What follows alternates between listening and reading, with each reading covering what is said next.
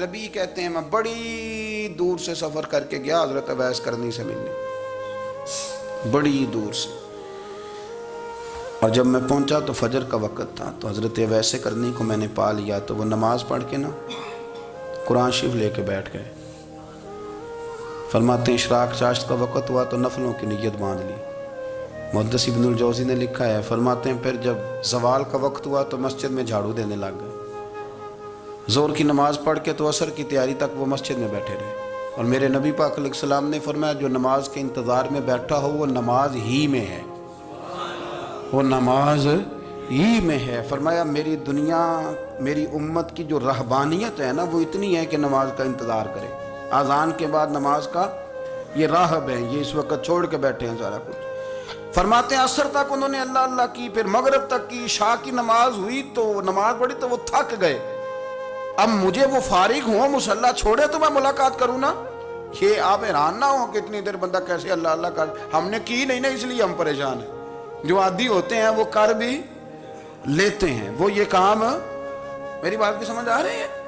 جب جاتے ہو کسی دفتر میں تو 8 گھنٹے کھڑے رہ لیتے ہو نا، مجبوری ہوتی ہے تو کھڑے رہا جا سکتا ہے۔ پاسپورٹ کے دفتر بولیے، امیگریشن کی لائنوں میں، اور میں نے تو امبیسیوں میں بندے 12 گھنٹے پہلے جا کے کھڑے دیکھیں، رہ لیتے ہیں کھڑے۔ تو اگر ان کاموں کے لیے رہا جاتا ہے تو اللہ رسول کے لیے بھی کھڑے رہا جا سکتا ہے۔ تو فرمانے لگے کہ جب عشاء کی نماز کے بعد آخر انسان تھے، تھک گئے، نیند کا غلبہ ہوا تو تھوڑی ایسے آنکھ بند ہوئی تو کھلی تو رونے لگے۔ حضرت ویسے کرنی رو کے کہنے لگے مالک مجھے غافل تو نہ کر، ابھی میں نے کیا بھی کچھ نہیں، دن ختم ہو گیا، کوئی نفل نہیں، کوئی اللہ اللہ نہیں، اللہ مجھے غافل نہ کر، میری مدد فرما۔ فرماتے ہیں جب وہ روئے تو میرے ساتھ جو شخص تھا میں نے کہا اٹھو چلیں، کہنے لگا حضور ملنا نہیں، فرمایا جو میں لینے آیا تھا وہ مجھے مل گیا، جو میں ان سے سیکھنے آیا تھا وہ مجھے نصیب ہو گیا، اب اور میں نے کیا لینا، ختم ہو گئی بات، اٹھو چلیں۔ اللہ کے بندوں نے حضرت ربیہ بن کعب اسلمی رضی اللہ تعالیٰ عنہ فرماتے ہیں، کہتے ہیں جب بنو قریظہ اور بنو نذیر یہودیوں کے ساتھ حضور علیہ السلام نے جنگ کا اعلان فرمایا تو وہ دشمن ہو گئے، ہمیں خطرہ تھا کہ وہ رات کو کہیں محبوب کو تکلیف نہ دیں، تو کچھ لوگ نا تلواریں لے کے نبی پاک کے دروازے پہ پہرے داری کرتے تھے۔ گن مین رکھنا حرام نہیں، اگر کسی کو واقعی خطرہ ہو تو اس کے لیے سنت بھی ہے۔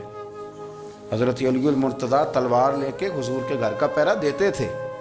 حضرت ربیہ بن کعب اسلمی رضی اللہ تعالیٰ عنہ فرماتے ہیں کہ رات میری ڈیوٹی تھی کہ میں حضور کے گھر کا پہرا دوں گا، تو فرماتے ہیں میں باہر سن رہا تھا، ساری رات ہی میرے نبی پاک نے اللہ کی تسبیح پڑھی، ساری رات، کبھی تسبیح، کبھی تحلیل، کبھی تحمید، کبھی تکبیر، ساری رات۔ فرماتے ہیں ساری رات حضور پڑھتے رہے اور ساری رات ہی میں سنتا رہا، مجھے اونگ آ گئی، میری آنکھ لگ گئی، حضور ابھی پڑھ رہے تھے، میں تھک کے سو گیا، اور فرماتے ہیں جب میری آنکھ دوبارہ سے کھلی تو میرے کانوں میں پھر کوئی چیز گونجی، تو میں نے کان لگایا تو میرے حبیب ابھی بھی اللہ کو یاد کر رہے، ساری رات حضور رب کی عبادت کرتے۔ اسی لیے تو کہا یا ایھا المزمل قم اللیل الا قلیلا، حبیب ساری رات تو نہ جاگا کر، تھوڑا آرام بھی کر لیے گا۔ میرے بھائی اپنا مصلی، اپنی عبادات، اپنے وظائف، اللہ اللہ جو آپ نے کسی سے سیکھی ہے اس کو کبھی کمزور نہ ہونے دیں۔ شجرہ شریف جو کسی بزرگ سے آپ لے لیتے ہیں تو کیا رسم ہے کوئی؟